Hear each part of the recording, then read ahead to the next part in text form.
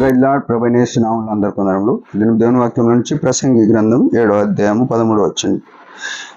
దేవుని క్రియలను ధ్యానించుము, ఆయన వంకరగా చేసిన దాన్ని ఎవడు చక్కపరచగలడు.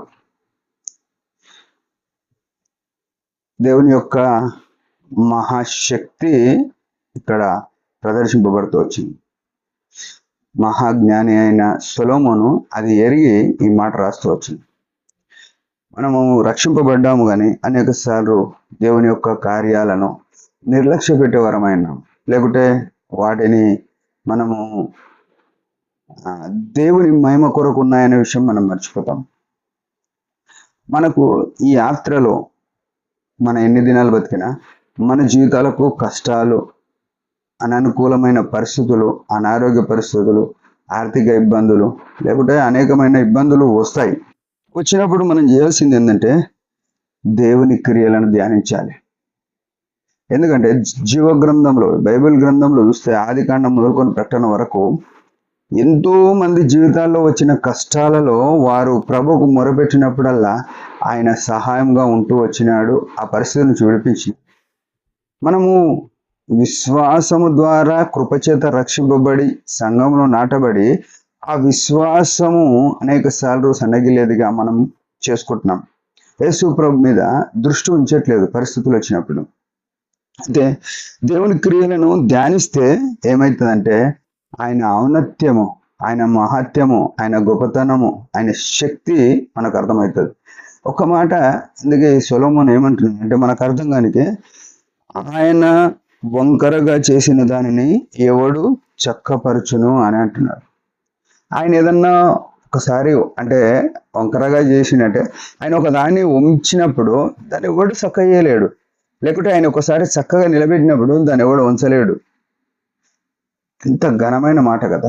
మనం ఏమనుకుంటున్నామంటే ఆయన శక్తి ఎరగక పొరపడుతున్నాం. మన జీవితంలోనికి వచ్చిన కష్టాలను బట్టి కృంగిపోయి అనేక సార్లు నిట్టూర్పు విడుస్తుంటాము.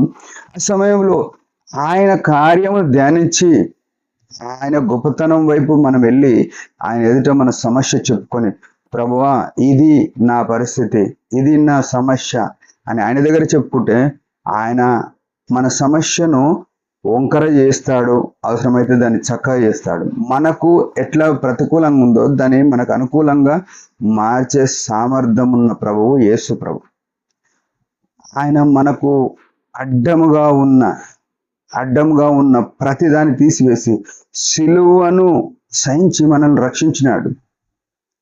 మనకు విధిరూపమైన ఆజ్ఞలు, మనకు ఇశ్రాయేలుకున్న ఆజ్ఞలు మన జీవితమును అంచివేసేట్టుగా ఉంటే వాటిని తీసివేసి ఆయన సిలువ ద్వారా మనల్ని రక్షించినాడు. ఇంతకన్నా గొప్ప కార్యం ఏముంటుంది? అందుకే కీర్తన 49:9 వారి ప్రాణ విమోచన ధనం బహు గొప్పది, అది ఎన్నటికి తీరకట్లుంటుంది అన్న. ఆయన రక్తము కార్చి మనల్ని తన ప్రజలుగా చేసుకోవడానికి తన ప్రాణమును తృణప్రాయంగా ఇచ్చినాడు. ఈ సృష్టిలో ఉన్న కష్టాలు, మనకున్న ప్రతికూల పరిస్థితులు అవి చాలా చిన్నవి కదా.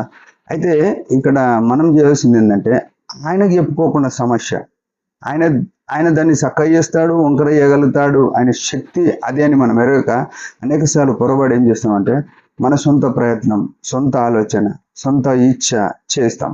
దాన్ని బట్టి మన జీవితంలో దేవుని నుంచి ప్రతిఫలము పొందలేకపోతున్నాం. మనం అట్లా ప్రతిఫలం పొందాలంటే నిరంతరం కూడా ఆయన కృప కొరకు కనిపెట్టుకోవాలి. దేవుడి మాట దించినాక చిన్న ప్రార్థన. పరమ తండ్రి యేసు ప్రభు నామములో వందనాలు. ఉదయకాలం ఇచ్చిన ఆయుష్ని బట్టి స్తోత్రములు. నీ అందు ఆధారపడి జీవించుట్లో మమ్మల్ని వర్ధిల్లచ్చు. నీ చిత్తం, ఉద్దేశం మా జీవితాల్లో నెరవేర్చండి. నీకు ప్రతికూలంగా మేము ఎక్కడ ఉండకుండా కృపణీయమని యేసు నామములో ప్రార్థిస్తున్నాం తండ్రి. ఆమేన్. మీరందరి పరిచయం గురించి దానంగా ప్రార్థన చేయండి. Praise the lord.